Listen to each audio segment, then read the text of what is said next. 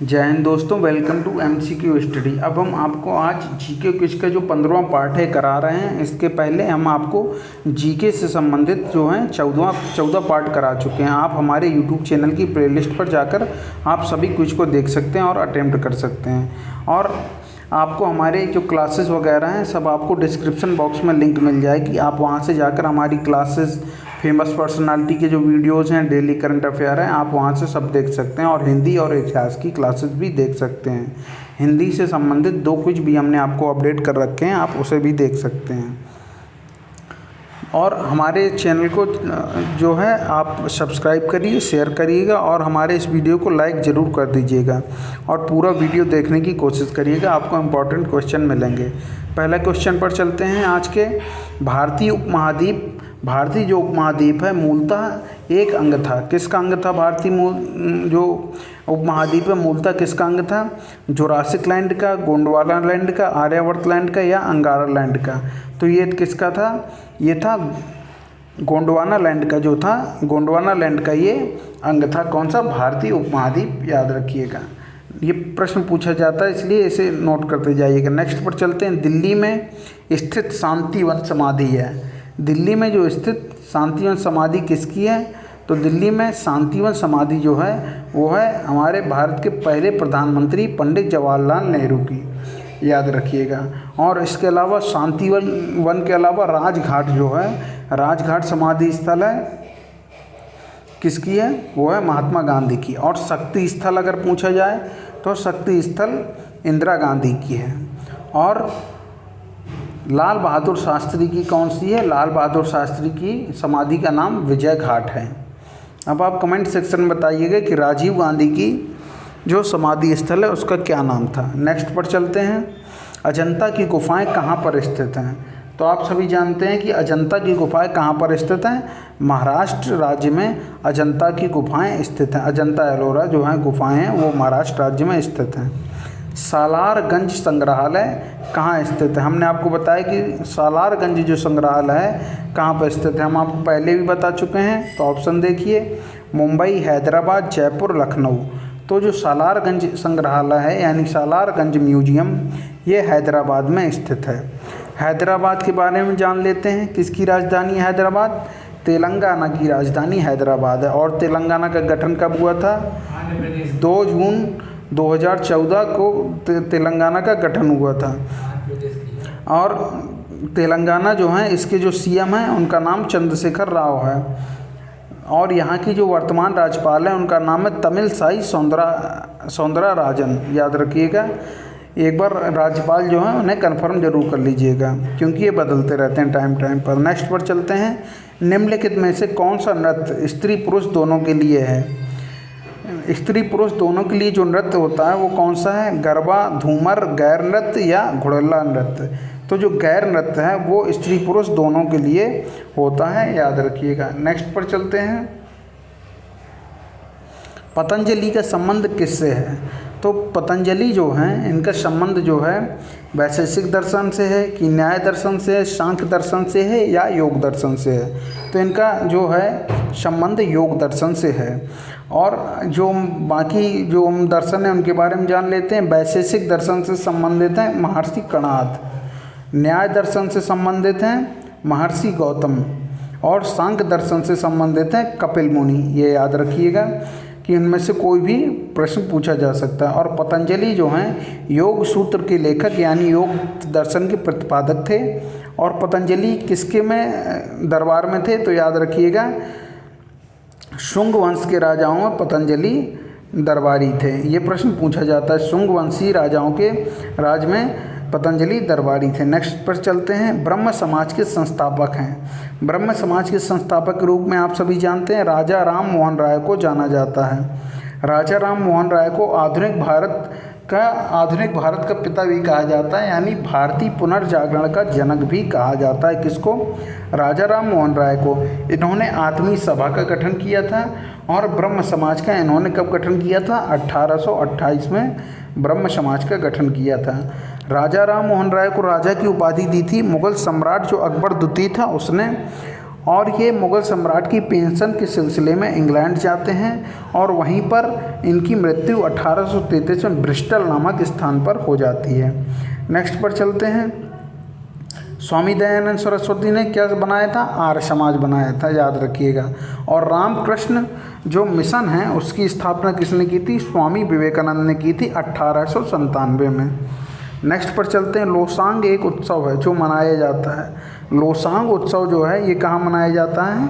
ये सिक्किम में मनाया जाता है। तो सिक्किम के बारे में जान लेते हैं। सिक्किम को भारत का सबसे पहला पूर्ण जैविक राज्य का दर्जा दिया जाता है। यहाँ पे जो जैविक रूप से खेती होती है सबसे पहले सिक्किम में पूर्ण रूप से यहाँ पर शुरू हो गई है। इसके अलावा सिक्किम की जो राजधानी है वो है गंगटोक। और सिक्किम के बारे में एक सबसे इम्पोर्टेंट बात याद रखने लायक कि पूर्वोत्तर की जो 7 राज्य जो हैं जिन्हें 7 सिस्टर्स कहा जाता है उसमें से सिक्किम शामिल नहीं है। और सिक्किम के जो वर्तमान में मुख्यमंत्री हैं उनका नाम है प्रेम सिंह तमांग। नेक्स्ट पर चलते हैं। एलोरा के गुहा मंदिर संबंधित हैं। तो एलोरा और जनता की हमने बताया कि जो कहाँ पे गुफाएं मिली हैं, ये महाराष्ट्र राज्य में मिली हैं। तो हमें बताना है कि एलोरा के जो गुहा मंदिर हैं वो संबंधित हैं। ऑप्शन ए हिंदू धर्म से, ऑप्शन बी बौद्ध धर्म से, ऑप्शन सी जैन धर्म से या ऑप्शन डी ए और बी दोनों से। तो जो एलोरा के गुफा मंदिर हैं वो संबंधित हैं हिंदू धर्म से और बौद्ध धर्म से। तो अब हम ऑप्शन नंबर डी को टिक करेंगे जिसमें ए और बी दोनों दिया हुआ है। नेक्स्ट पर चलते हैं। नेक्स्ट पर चलते हैं। शक कैलेंडर का पहला महीना होता है। शक कैलेंडर का पहला महीना कौन सा होता है? शक कैलेंडर का पहला महीना होता है चैत्र और ये लगभग 22 मार्च से शुरू होता है।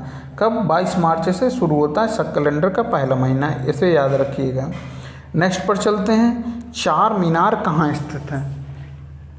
चार मीनार जो स्थित है ये हैदराबाद में स्थित है, याद रखिएगा। चार मीनार कहाँ है? हैदराबाद में स्थित है। हमने अभी बताया आपको कि हैदराबाद राजधानी कहाँ की है? तेलंगाना की राजधानी है हैदराबाद। नेक्स्ट पर चलते हैं। अंतर्राष्ट्रीय मजदूर दिवस कब मनाया जाता है? तो जो अंतर्राष्ट्रीय मजदूर दिवस मनाया जाता है हमने आपको बताया है कब मनाया जाता है। 1 मई को विश्व मजदूर दिवस या अंतर्राष्ट्रीय मजदूर दिवस या कहा जाए कि विश्व श्रमिक दिवस मनाया जाता है। कब? 1 मई को। इसे नोट करके रखिएगा, कई बार पूछा गया। गिरनार पहाड़ियाँ कहाँ स्थित है? गिरनार की जो पहाड़ियाँ हैं वो कहाँ पर हैं? वो गुजरात राज्य में स्थित हैं, याद रखिएगा। गिरनार की पहाड़ियाँ बहुत ही प्रसिद्ध हैं और ये गुजरात राज्य में स्थित हैं। गुजरात में क्या है? सोमनाथ मंदिर भी गुजरात में है। ज्योतिर्लिंग है ये। सोमनाथ मंदिर भी कहाँ पर है? गुजरात में। सोमनाथ मंदिर पर आक्रमण किसने किया था? 1025 में महमूद गजनवी ने सोमनाथ मंदिर को तहस नहस कर दिया था। और उसका निर्माण किसने कराया था? पुनर्निर्माण कराया था सरदार वल्लभ भाई पटेल ने, याद रखिएगा। और गुजरात के जो वर्तमान में मुख्यमंत्री हैं उनका नाम है भूपेंद्र भाई पटेल। क्या नाम है? भूपेंद्र भाई पटेल।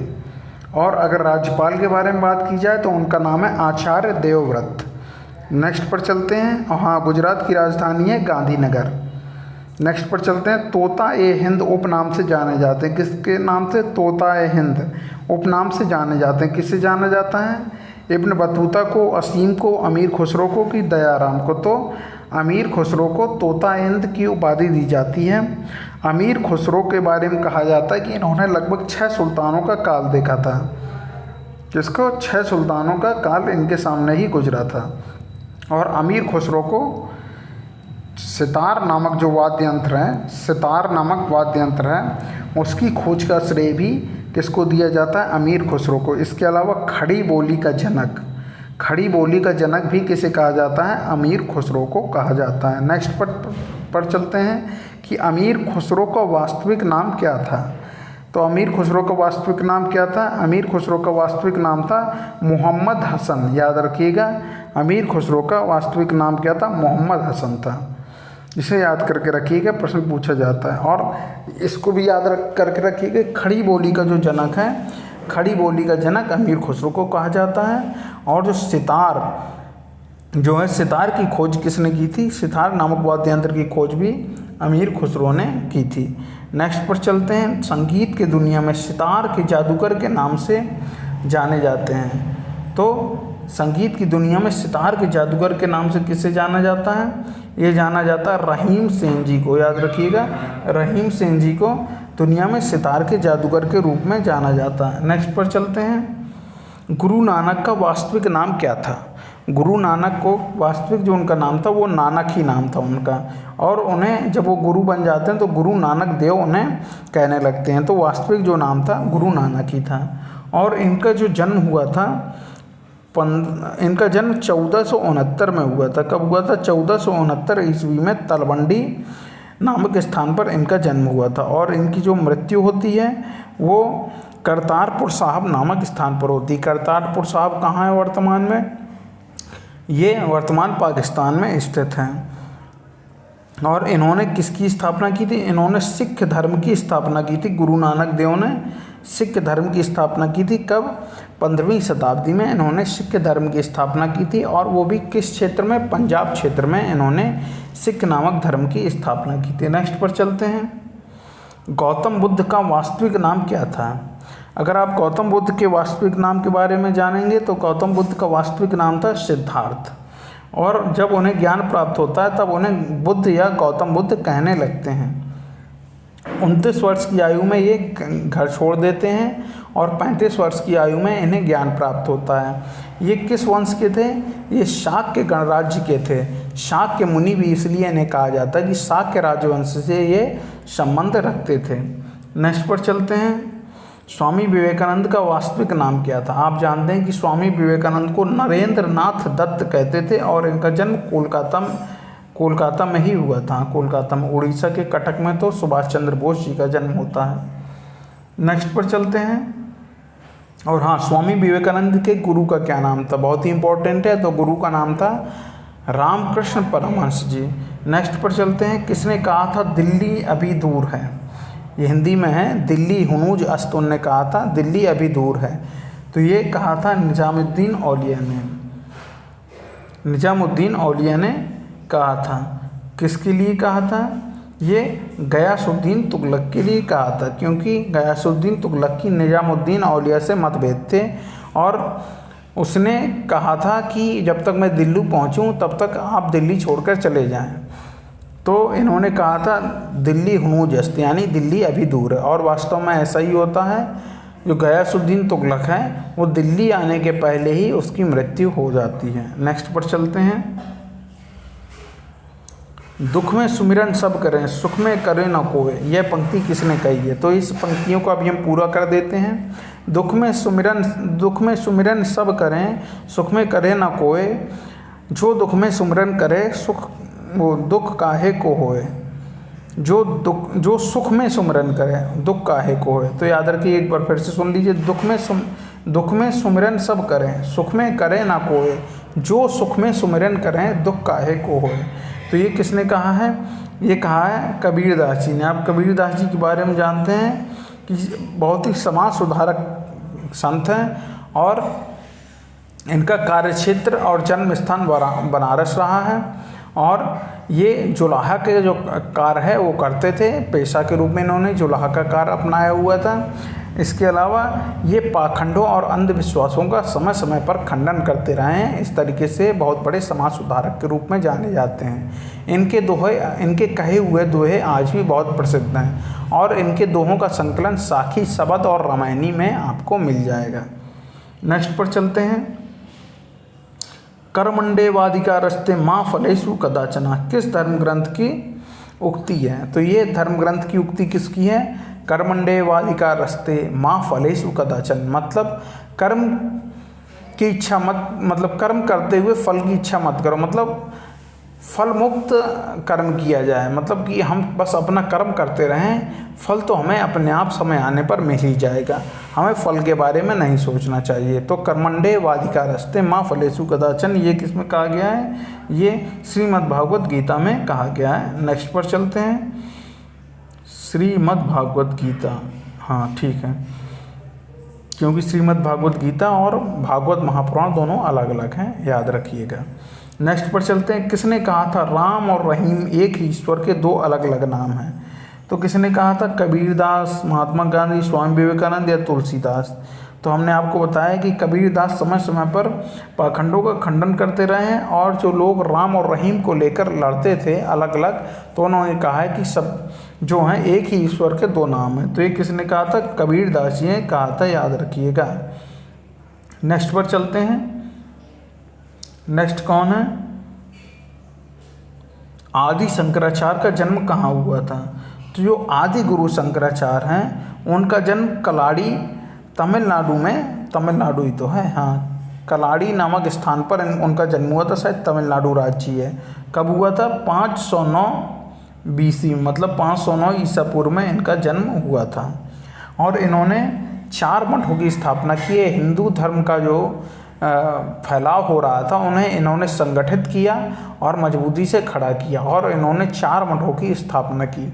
किस किस की? जोशी मठ की उत्तराखंड में, श्रृंगेरी मठ की, द्वारका मठ की, और क्या नाम है, जगन्नाथ उड़ीसा पुरी, हाँ, इन्होंने पुरी में एक मठ की स्थापना की थी, नाम में याद नहीं आ रहा, आप लोग कमेंट सेक्शन में बताइएगा। नेक्स्ट पर चलते हैं। इन्होंने चारों दिशाओं में 4 मठों की स्थापना की थी, याद रखिएगा। और ये मात्र 32 वर्ष की आयु में अपना शरीर त्याग देते हैं, और 32 वर्ष की आयु तक ये इतना सब अपना काम कर चुके रहते हैं। नेक्स्ट पर चलते हैं। ईसा मसीह का जन्म कहाँ हुआ था? तो ईसा मसीह का आप सभी जन्म जानते हैं, कहाँ हुआ था?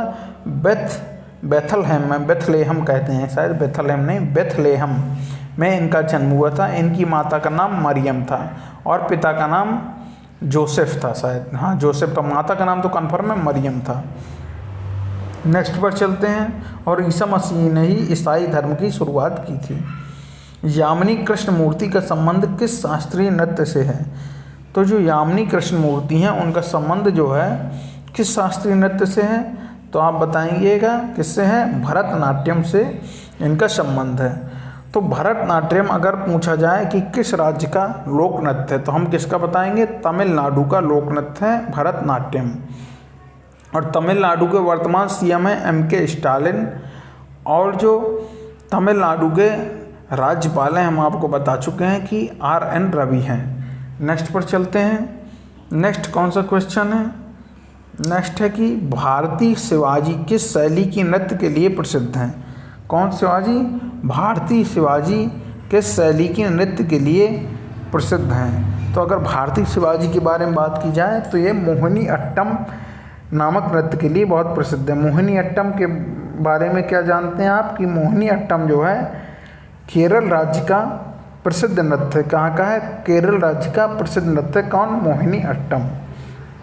इसके अलावा हमें जान लेते हैं कि यामिनी कृष्णमूर्ति भरतनाट्यम हमने बताया, भारतीय शिवाजी हमने बताया, मोहिनी अट्टम। अब आता है नेक्स्ट, रंगोली भारत के किस क्षेत्र की प्रमुख लोक कला शैली है? तो जो रंगोली है वो कहाँ की है? महाराष्ट्र की, महाराष्ट्र क्षेत्र की एक प्रमुख लोक कला शैली है।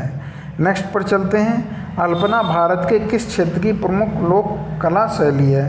अल्पना जो है किस क्षेत्र की प्रमुख लोक कला शैली है? तो अल्पना कहाँ बनाया जाता है? पश्चिम बंगाल में बहुत बनाया जाता है। पश्चिम बंगाल के बारे में जान लेते हैं। पश्चिम बंगाल की राजधानी कोलकाता है। वर्तमान में CM है ममता बनर्जी, याद रखिएगा। क्या नाम है? ममता बनर्जी CM है।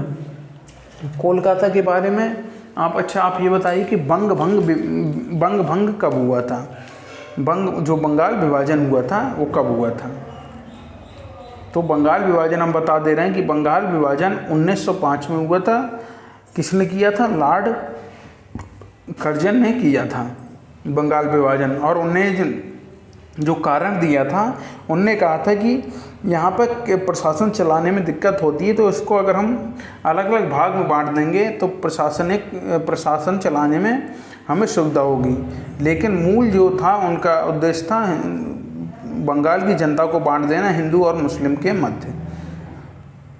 नेक्स्ट पर चलते हैं। नेक्स्ट क्वेश्चन कौन सा है? गुरु नानक देव का जन्म कब हुआ था? अभी हमने आपको बताया ऊपर कि गुरु नानक देव का जन्म 1469 में हुआ था तलवंडी नामक स्थान पर, और इन्होंने सिख धर्म की स्थापना की थी। नेक्स्ट पर चलते हैं। बंगाल में भक्ति आंदोलन के प्रवर्तक थे। तो बंगाल में जो भक्ति आंदोलन के प्रवर्तक माना जाता है, किसे माना जाता है? नामदेव को, कि चैतन्य महाप्रभु को, रामानंद को, या रामानुजाचार्य को? तो ये माना जाता है चैतन्य महाप्रभु को बंगाल में भक्ति आंदोलन का प्रणेता माना जाता है। शायद नादिया जिले में इनका जन्म, नादिया जिले से थे चैतन्य महाप्रभु, संबंधित थे। फिर भी एक बार देख लीजिएगा। नेक्स्ट पर चलते हैं। भारत में पुनर्जागरण का जनक कहा जाता है, किसे कहा जाता है भारत में पुनर्जागरण का जनक? हमने आपको बताया था किसे? राजा राम मोहन राय को भारत में पुनर्जागरण का जनक कहा जाता है। इन्होंने सती प्रथा समाप्त करने के लिए बहुत प्रयास किए थे और फिर लॉर्ड विलियम बेंटिक के समय शायद 1829 में जो है सती प्रथा समाप्त कर दी जाती है। और इन्होंने मेरातुल अखबार और संवाद कौमुदी नाम से पत्रिका चलाई, आत्मीय सभा की स्थापना की और ब्रह्म समाज की इन्होंने स्थापना की थी। ब्रह्म समाज की स्थापना कब की थी? 1828 में की थी। उसके बाद इन्हें राजा की उपाधि किसने दी थी? राजा की उपाधि मुग़ल सम्राट अकबर द्वितीय ने दी थी। इसके अलावा जो मुग़ल सम्राट अकबर द्वितीय था, उनकी पेंशन से संबंधित सिलसिले में इंग्लैंड जाते हैं और वहीं ब्रिस्टल में इनकी मृत्यु हो जाती है। नेक्स्ट पर चलते हैं। नेक्स्ट क्वेश्चन कौन सा है? संत कबीर का जन्म कहाँ हुआ था? हमने आपको बताया कि कहाँ हुआ था संत कबीर का जन्म? वाराणसी में हुआ था। और इनकी मृत्यु कहाँ होती है? बहुत प्रसिद्ध है कि मृत्यु जो होती है इनकी मगहर में होती है। याद रखिएगा, मगहर काशी से लगभग 25-30 किलोमीटर के आसपास है, 20 भी कह सकते हैं, 20 से 30 किलोमीटर के आसपास है, जहाँ पर ये अपने प्राण त्यागते हैं। और ये मगहर में जाके इसलिए त्यागते हैं क्योंकि उस समय मानता थी कि जो काशी में प्राण त्यागता है उसे स्वर्ग मिल जाता है। तो इन्होंने इसी पाखंड या अंधविश्वास को तोड़ने के लिए इन्होंने ऐसा किया था। नेक्स्ट पर चलते हैं। महावीर का जन्म किस राजघराने में हुआ था? अगर महावीर का जन्म के बारे में बात करें तो ये क्षत्रिय कुल से संबंधित थे, जिसे जंत्री या क्षत्रिय कुल कहते हैं। इनके पिता का नाम सिद्धार्थ था, जो एक राजा थे, और इनकी माता का नाम त्रिशला था, जो लक्ष्मी गणराज्य से संबंधित हैं। नेक्स्ट पर चलते हैं। नेक्स्ट क्वेश्चन कौन सा है? बुद्ध किस वंश से संबंधित थे? हमने आपको बताया है कि बुद्ध किस वंश से संबंधित थे। बुद्ध जो है शाक्य वंश से संबंधित थे। इनके पिता जो हैं शाक गणराज्य के प्रमुख थे। किसके पिता? बुद्ध, गौतम बुद्ध के पिता का नाम क्या था? महाराज शुद्धोधन जो हैं उनका नाम था। नेक्स्ट पर चलते हैं। नेक्स्ट, हाँ, ये जो है बुद्ध को शाक्य मुनि के नाम से भी जाना जाता है, इसे भी याद रखिएगा। और इन्हें लाइट ऑफ एशिया भी कहा जाता है, यानी एशिया का प्रकाश पुंज किसको कहा जाता है? महात्मा बुद्ध को कहा जाता है। नेक्स्ट पर चलते हैं। कौन से संत महाराष्ट्र से हैं? मैत्रेयी, तुकाराम, त्यागराज और व्यास। तो इनमें से जो हैं तुकाराम जी जो हैं वो महाराष्ट्र से संबंधित हैं। नेक्स्ट पर चलते हैं। दक्षिण भारत के अलवार थे। तो अलवार जो थे एक प्रकार के संत थे। और किस प्रकार के संत थे अलवार जो संत थे वैष्णव संप्रदाय से संबंधित थे। किससे? वैष्णव संप्रदाय से संबंधित थे। तो दक्षिण भारत में 12 अलवार और 63 नयनार यानी शैव भक्त जो हैं उनके संबंध में हमें जानकारी मिलती है। नेक्स्ट पर चलते हैं। सिखों के किस गुरु का जन्म जो है पटना साहिब में हुआ था? तो पटना साहिब में अगर हम जन्म बताएं सिखों के किस गुरु का हुआ था, तो सिखों के 10वें गुरु गोविंद सिंह का जन्म ही पटना साहिब में हुआ था। नेक्स्ट पर चलते हैं। पटना में इनके जन्म दिवस पर प्रकाशोत्सव मनाया जाता है। नेक्स्ट पर चलते हैं। सिख गुरु अर्जुन देव किसके शासनकाल में थे? लेकिन सिख गुरु अर्जुन देव तो वैसे अकबर और जहांगीर दोनों के शासनकाल में थे, लेकिन अगर जब पूछा जाए तो दोनों ऑप्शन दिए तो हम जहांगीर को टिक करेंगे।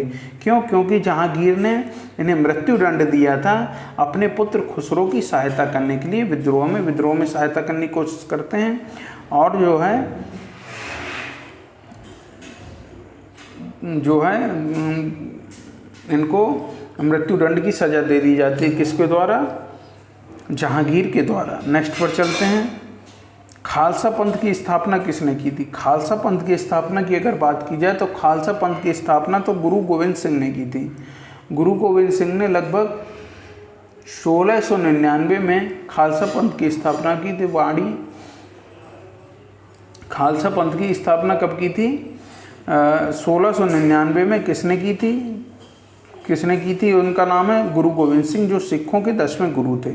और इनकी स्थापना करने के बाद ये जो है पंच प्यारे नाम से 5 लोगों को इन्होंने जान पहचान कराई, मतलब 5 लोगों से जान पहचान कराई थी, जिन्हें पंच प्यारे कहते हैं। तो दोस्तों आज का ये शायद लास्ट क्वेश्चन था। हाँ, लास्ट क्वेश्चन था। तो अगर आपको जीके से संबंधित ये वीडियो आपको पसंद आया तो इस वीडियो को लाइक करिए, कमेंट करिए, शेयर करिए और ज़्यादा से ज़्यादा इस चैनल को सब्सक्राइब करिए। थैंक यू दोस्तों, जय हिंद। हम आपसे अपने नेक्स्ट वीडियो में मिलते हैं। आपका दिन शुभ हो। जय हिंद, जय भारत।